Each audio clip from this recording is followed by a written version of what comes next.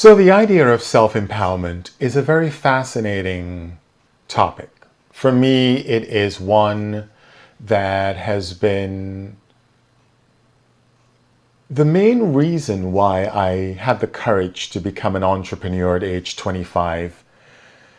I remember I had gotten some really bad news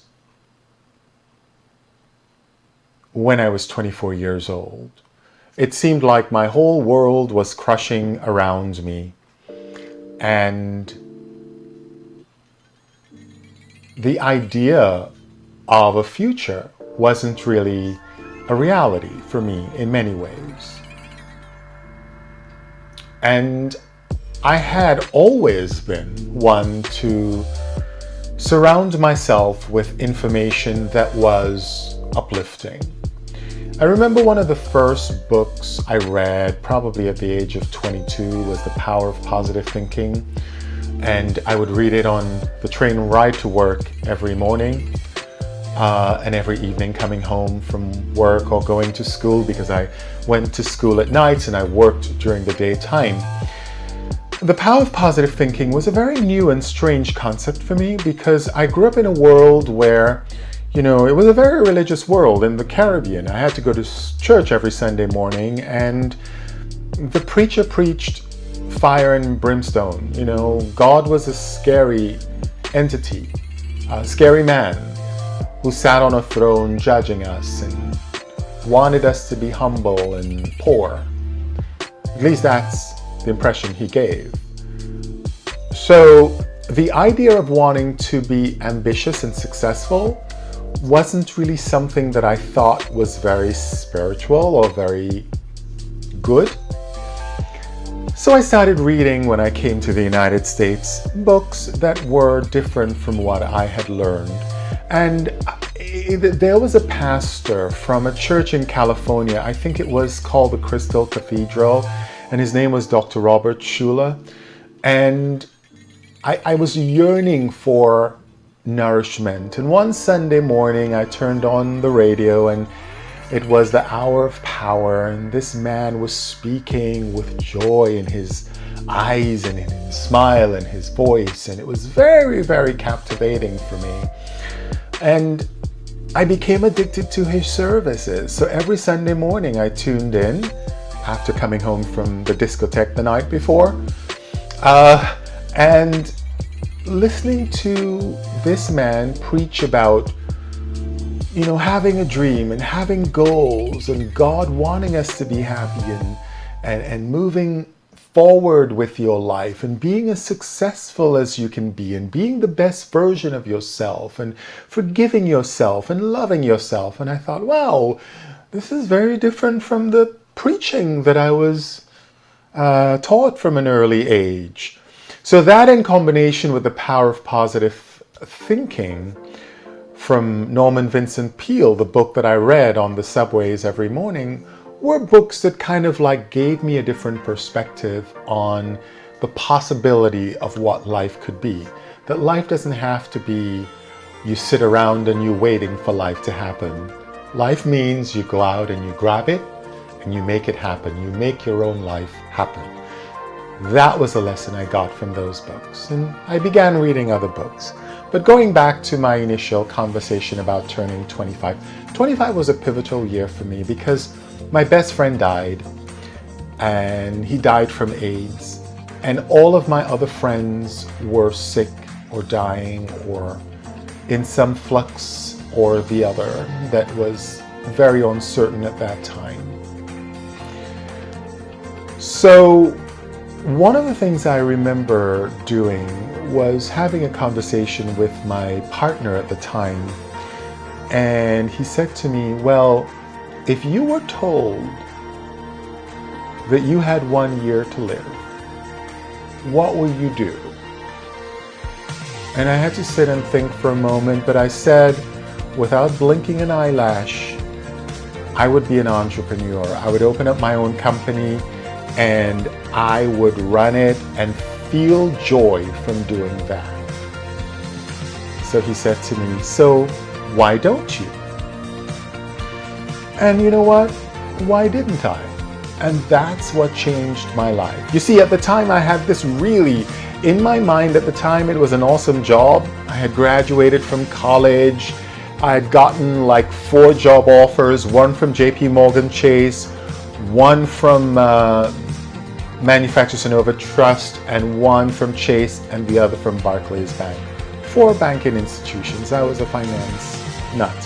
So I chose the one from Barclays Bank because it was a British bank, and I felt like there was some parity and connection with the bank, and it goes back some ways, you know.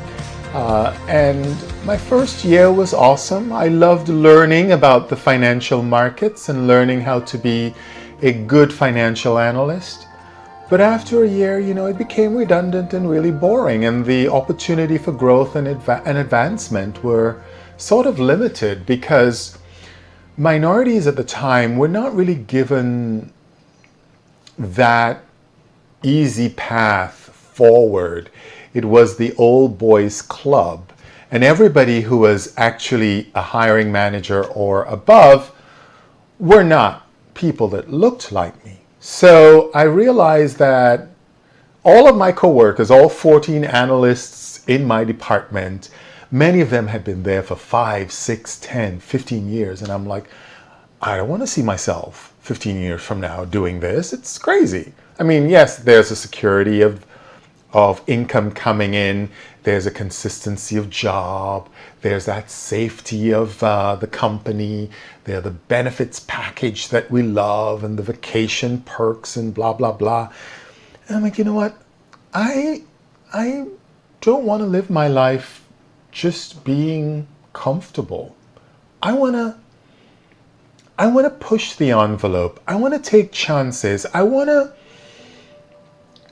to figure out how far I can go safely. And that means taking a risk. So I spent many sleepless nights, waking up at 2 o'clock in the morning. Maybe that's one of the reasons why I have insomnia at the moment, for 30 years. And I would literally plan. My mind would be so clear at 2 in the morning. And I would plan, I would write things on paper, like write ideas that I had. Some of them were convoluted. The next day I would look at the paper and say, what was that about?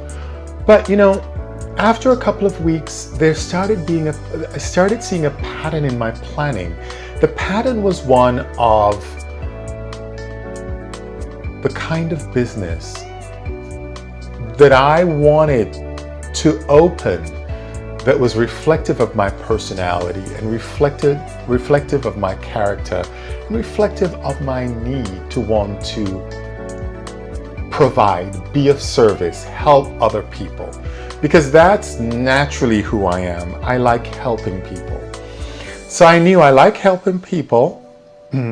I like running things. I like coming up with ideas. I had a very creative mind. And I had this goal and aspiration to be an entrepreneur because my college degree is business management and finance. So I learned a lot about starting a business, making it run, marketing, operations, finance, everything. I knew the nuts and bolts, theoretically, of how to run a business. But on Wall Street, I basically ran the financial department's money, you know, billions of dollars, but it wasn't my money, it was somebody else's. So for me, now I can put all of those things that I learned in college to use, you know, the money aspect of things, the personnel aspect of things, the marketing strategy, the business strategy. I could bring all of those ideas to the table and put it in a model that helped people.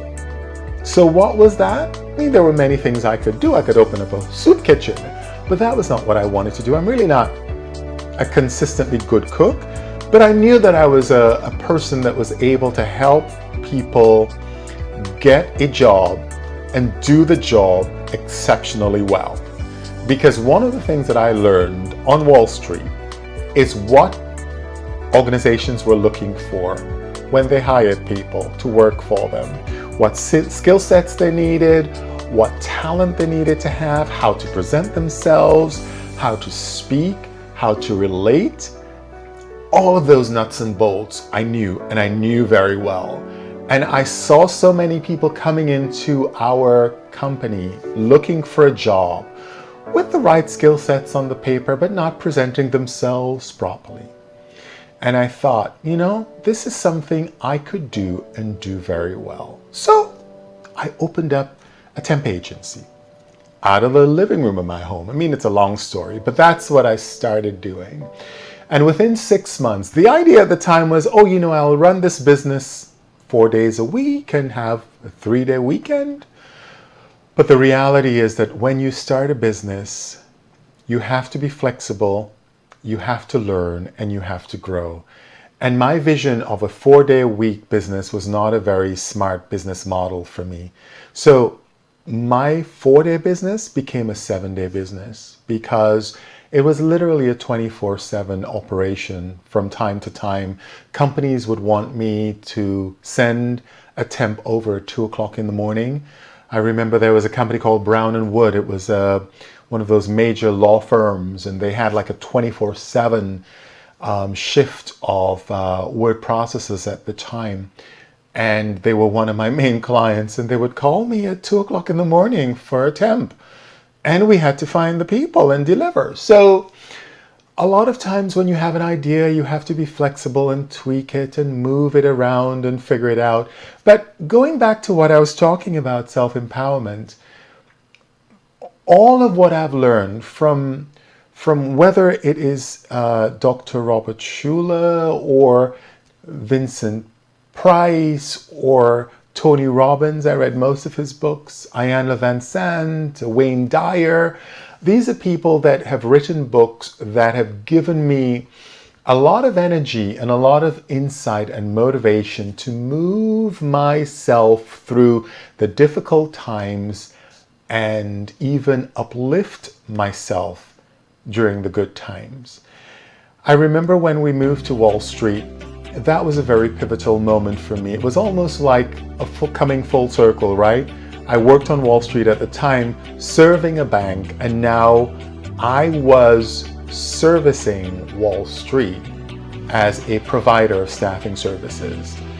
And a couple of years later, 9/11 happened. Our company was about 5 blocks away from ground zero, and we literally were devastated for a good year after 9/11. Number one, we didn't have access to our building because the building was in the heart of everything that happened. And number two, the entire financial sector, which is really where we serviced most was sort of completely numb. I mean, they were paralyzed. They were not doing any business.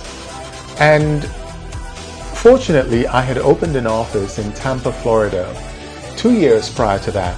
So that was our secondary office. And that was basically the office that sustained our business model for the year that we were basically paralyzed. Fortunately, I had backed up a lot of our data at my home, and my staff was working out of my home for the next 6 months until we were able to eventually get back into our office and sort of finagle our way back through the system. But it was a very difficult time, and it's during those tough times that you find the strength within you. You find the power that lies within you to move forward and make your company relevant and viable. Make your employees feel that it's going to be okay. Their jobs are not in jeopardy. So we survived that. And then there was the Great Recession. And as you know, many small businesses closed their doors. And I was on the board of several organizations. Some of them were small business type organizations that were supporting the small business sector. And I just saw so many thousands of small businesses closing their doors. And the government at the time was not providing any kind of relief to the small business sector. Meanwhile, the big banks and the insurance companies, who were really the perpetrators of the Great Recession, were given billions of dollars of TARP bailout. So hence my book 100 Pennies became kind of like the reason why I wanted to speak up and speak out, because I thought the small business sector should have been looked at more carefully. A lot of them went to the banks trying to get loans. A lot of the banks literally said, we can't help you. Do you have a house? Can we take a mortgage on your house? Maybe that loan can work for you. And many small business owners did not have loans like that or have that kind of infrastructure in place. So many of them went out of business, and it was very interesting. I was actually watching small businesses closing, many of them hiring or having on their staff 10 to 50 employees, right? Closing their doors. We're talking about 10 to 50 employees losing their jobs. And you multiply 10 to 50 by 100 businesses. So we're talking about a lot of people that are losing their jobs, right? Well over 4,000 people losing their jobs. However, the government was afraid that Goldman Sachs would lay off 1,000 people. So they would give money to Goldman Sachs and all of those other shakers and movers out there, so that Goldman Sachs wouldn't lay off 1,000 people. Yet there were hundreds of thousands of small businesses closing their doors and laying off hundreds and thousands of employees. So I just saw that there was a disparity, and I thought that it was necessary to speak up. So I wrote the book 100 Pennies, and there you have it. But moving along. So self-empowerment is, yeah, there are going to be good times and there are going to be bad times. You're going to have to find a way to navigate through the bad times. And you have to find a way to keep yourself healthy and strong mentally through the good times, because good times are fleeting, right? Positive times are not always going to remain positive. It's good for a moment and then it switches. So being able to find a balance in your life is key. So find ways in which you can motivate yourself. Find ways in which you bring yourself into the present.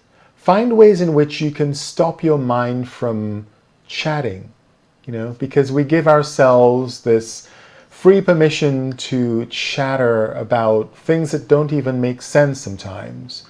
So find ways in which you can stop the chatter and just be present. Focus on your breath.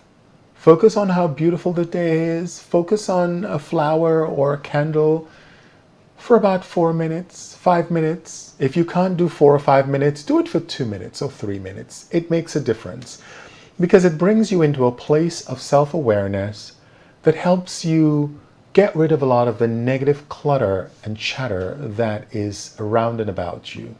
The other thing that I try to tell people always is to have affirmations that they can look at. It could be 1 sentence, it could be 2 sentences, and put it on your computer, put it on your fridge door or your mirrors, places that you can see it often. Frame it if you want. Have many, have 10, have 4, have 2, whatever. But affirmations are great because it kind of puts things into perspective when you're having days that are not so good. And the other thing that I want to mention to you that is so important for me is eliminating clutter. It sounds crazy, but when you have a lot of clutter around you, oftentimes it's reflective of the clutter in our minds. The more we can eliminate the clutter around us physically, the more we eliminate the clutter in our minds. The clutter is what makes us anxious. The clutter is what makes us depressed. The clutter is what deflates our motivation or our feeling of self-empowerment. So if we can find a way to mitigate the clutter, then we have the answer when it comes to figuring out how we can motivate ourselves. Have the things that are relevant around you. Certainly have the things that you need in your environment. The things that you don't need, the things that you haven't used for a long time. Same thing with your closet, right? What you haven't used for 5 years, chances are you're not going to be using them. So get rid of them. Remove the clutter. Clean out the house. Clean off your desk. Clean out your closet. All of these things matter because it brings things into focus. It helps you to focus on the core of what your reality is, what your inspiration is, what your drive and your focus is. So I hope this was helpful to you, and I hope you stay empowered. I hope you stay focused and driven, and I wish you much success in your journey, whatever that might be ahead. Don't forget to subscribe to my channel here on YouTube. If you like what we're saying, please join the conversation. I'd love to hear from you. I'd love to hear what motivates you, what drives you, what inspires you, and share that information with each other because we learn from each other. And it's only by talking do we hear from another and therefore can share that with each other. I'm Michael Robinson. Remember, this is your time. Use it wisely.